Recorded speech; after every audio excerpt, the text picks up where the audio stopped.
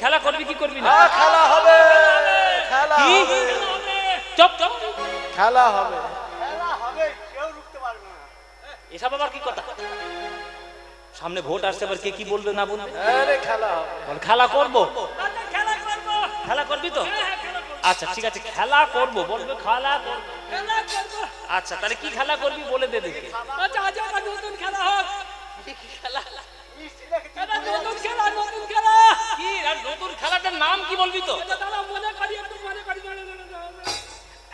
নতুন খেলা কি নাম বল? একদম নতুন খেলা। বল না। ছিঁড়া পাতা ভালো পাতা। আবার কিসের নাম? নতুন খেলা। কি বাবা, ছেঁড়া পাতা ভালো পাতা কি গো? এ খেলা তো নামই শুনিনি। এই বাচ্চাগুলো কোথায় গেল রে? বাচ্চাগুলো এই বাচ্চা, এই এই ছেঁড়া পাতা ভালো পাতা কি রে?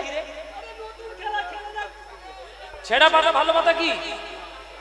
বাচ্চাগুলো মনে মনে ভাবছে, বাচ্চাগুলো মনে মনে ভাবছে কেন কীর্তন শুনতে এলাম তা ঠিক নেই, এতে ঘরে ছিলাম ভালোই ছিলাম। এখানেও প্রশ্ন। ছেঁড়া পাতা ভালো পাতা হলো আসল নাম কাঁধে করা আর কাঁধে চড়া। আমি তো ঠিকই বুঝবো। এই তুই কি করবি? কাঁধে করবি না চড়বি?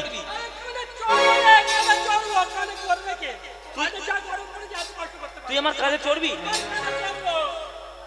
ও মায়েরা, এ নাকি আমার কাঁধে চড়বে। ও শরীরটার দিকে তাকাও, আমার শরীরটার দিকে তাকাও। ওই ধুমসা শরীরটা নিয়ে যদি আমার কাঁধের উপর ওঠে, কাঁধে টিকবে? আরে ওকে না পারি, সুবল কেন? ওই যে খুব হালকা হালকা পালকা। আমি হালকা পালকা আছি। তুই হালকা? এইটা নাকি হালকা? তাহলে ভারী কোনটা? এই যে ভারী।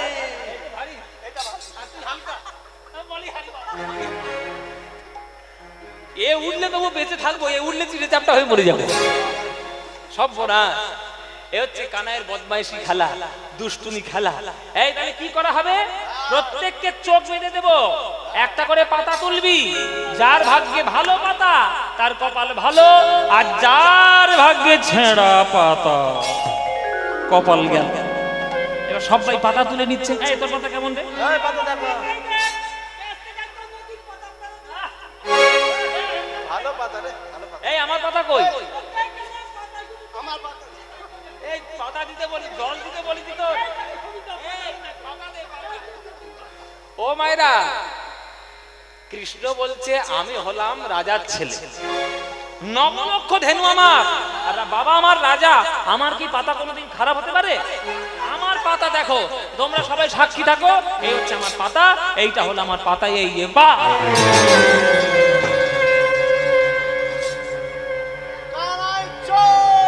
এই আমাকে দেখে দেখে ছেঁড়া পাতা দিয়েছি। যেই পড়েছে ছেঁড়া পাতা 24 জন ছুটে এসেছে, চোর চোর চোর চোর চোর চোর চোর বলে। কানা এই চোর বললি কেন? এই কাদর, চোরকে চোর বলবেন তবে কি সাধু বলবো?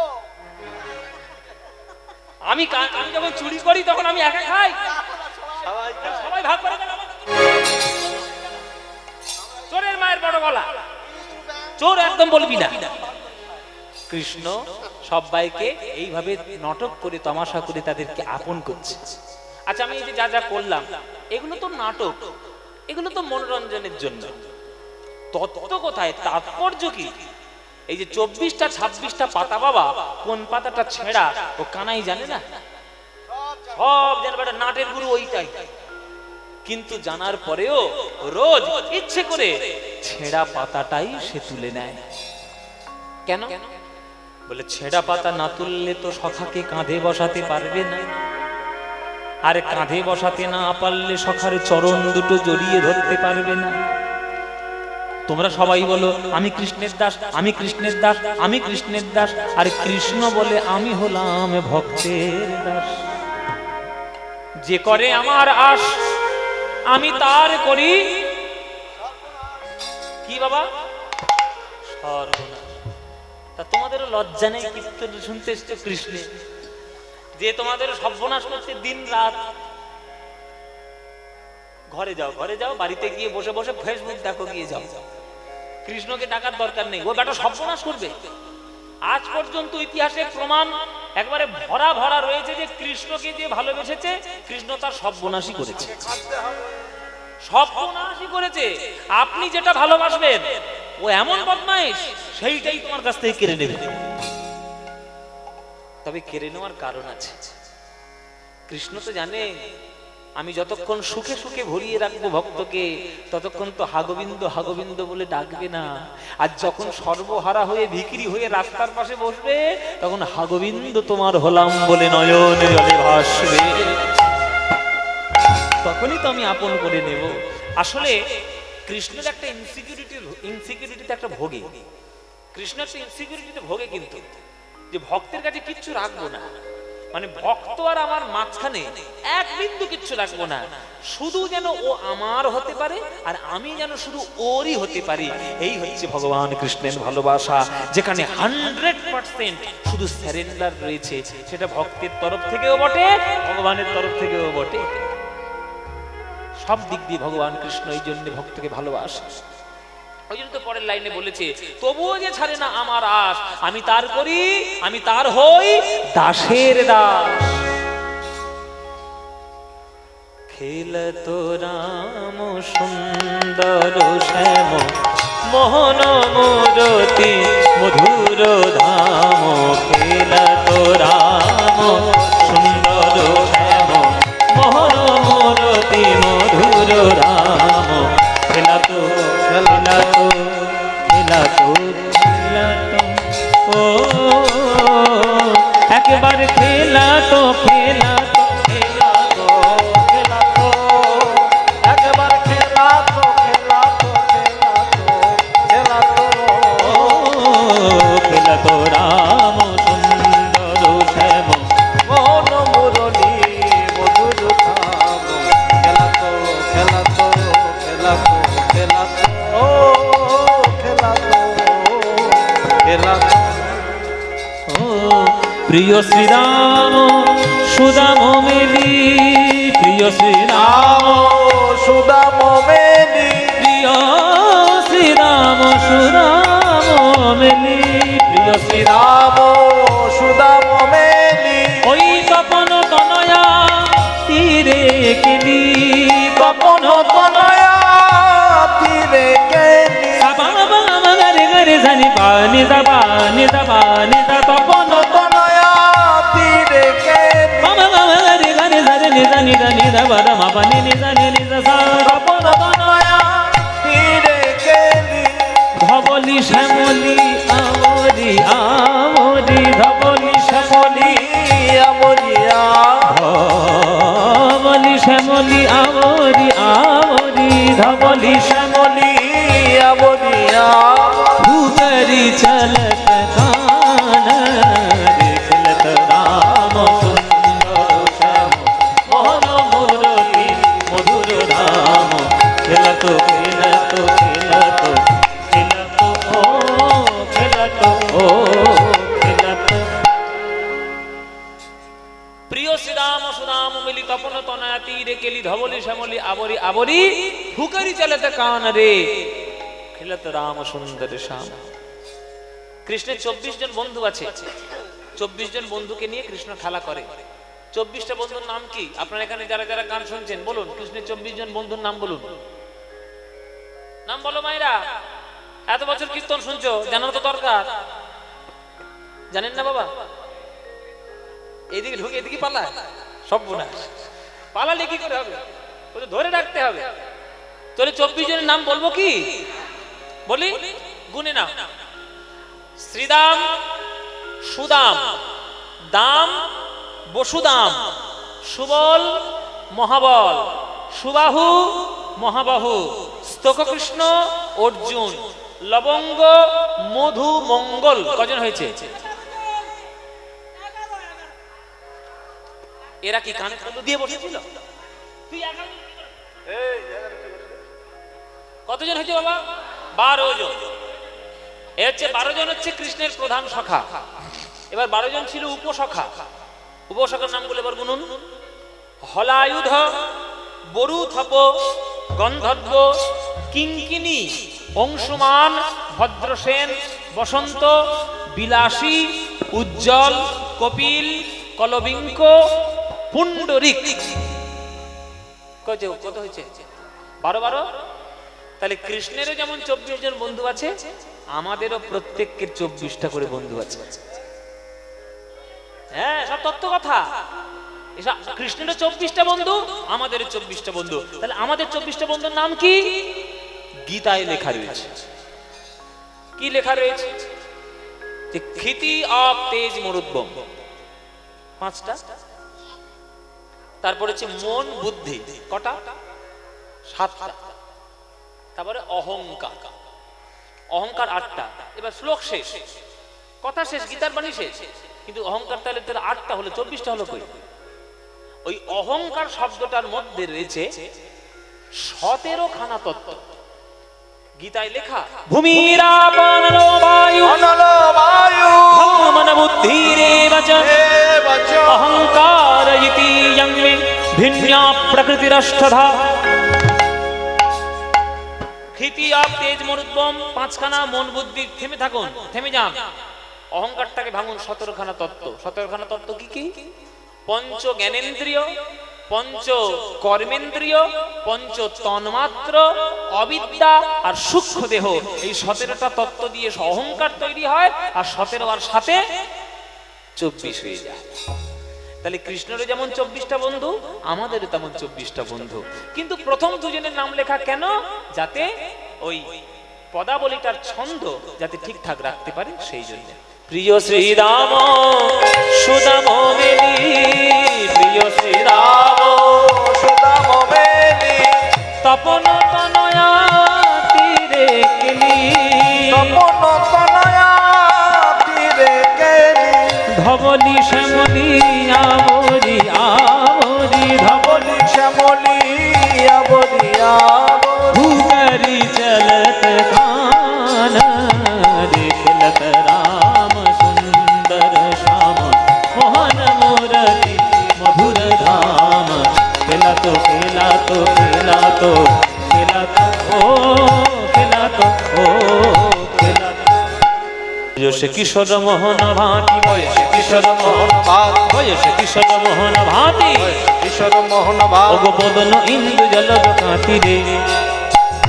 বয়সে কিশোর মোহন ভাতি, বয়সে কিশোর মোহন বদন ইন্দু জলদ কাঁতি রে। যেন চাঁদ উঠেছে, চাঁদ উঠেছে চাঁদ উঠেছে, চাঁদ উঠেছে, মেঘের কোলে যেন চাঁদ উঠেছে। মেঘের কোলে চাঁদ উঠেছে ও মেঘের কোলে যেন চাঁদ উঠেছে। মেঘের কোলে চাঁদ উঠেছে কৃষ্ণ বদনে দেখলে এই মনে হয় মেঘের কোলে চাঁদ উঠেছে। কৃষ্ণ বদনে দেখলে এই মনে হয় মেঘের কোলে চাঁদ উঠেছে চারু চন্দ্রিকা গুঞ্জহার, চাঁদ চন্দ্রিকা গুঞ্জহার আহা চারু চন্দ্রিকা গুঞ্জহার, চাঁদ চন্দ্রিকা গুঞ্জহার আজ বদন মদন, আহা বদন মদন, আহা বদন মদন ভাপুরি বদন মদন, যেন মাথায় দিল বদন, যেন মাথায় দিল মদন, যেন মাথায় দিল বদন, যেন মাথায় দিল মদন, ওই বদন মদন ভাপুরি। চারু চন্দ্রিকা গুঞ্জহার। আমার গোবিন্দের কেমন দেখতে? বলে মেঘের কোলে চাঁদ উঠেছে, দেহটা যেন ঘন মেঘ, আর বদনখানা যেন চাঁদ, চাঁদের মতো যেন গোবিন্দের মুখ উজ্জ্বল সুন্দর, তাই মেঘের কোলে চাঁদ উঠেছে। আগমনি গম বেদসার, আগমনি নিগম বেদশা লীলায় করত গোঠ বিহার, লীলায় করত গোঠবি লীলায় করত গোঠ বিহার। লীলায় করত গোঠবি হ্যাঁ মশাই, মাঠে ঘাটে কি কম ছেলে গরু চড়ায়? অনেকেই চড়াই তো। দেখবে এই গরমকালে যখন ধানগুলো কাটা হয়ে যাবে, কত লোক গিয়ে, কত ছেলে গিয়ে গরু চড়াবে। তা তাদের গান গান নয়। কৃষ্ণ বলে কে একটা ছেলে গরু চড়াচ্ছে, দুটো মাথায় গরু নিয়ে, তাকে নিয়ে একবারে পদাবলী লিখছে, কীর্তন লিখছে, গান ভর্তি করে ফেলছে গান। কেন এইসব ছেলেগুলো কি বানের জলে ভেসে এসছে? কি গো বাবা, কৃষ্ণ বলে একটা ছেলে মাঠে গরু চড়ায়, তাকে নিয়ে কীর্তন লেখা হচ্ছে, পদাবলী সাহিত্য। আর এই এতগুলো ছেলে যে গরু চড়ি চড়ি বেড়ায়, তাদের কিনে একটা গান লেখা যায় না? পদকর্তা বলছে, শোনো ভাই, যে ছেলেটা ছোট বলে গরু চড়াচ্ছে তুমি তাকে মনে করছো, ওই হলো জগতের সব থেকে বড় শিশু রূপ। ওই হচ্ছে সব থেকে বড় শিশু রূপ। এই গানটা রচনা করেছে কে বাবা? একজন মুসলমান। এই গানটা রচনা করেছে একজন মুসলমান, তার নাম কি?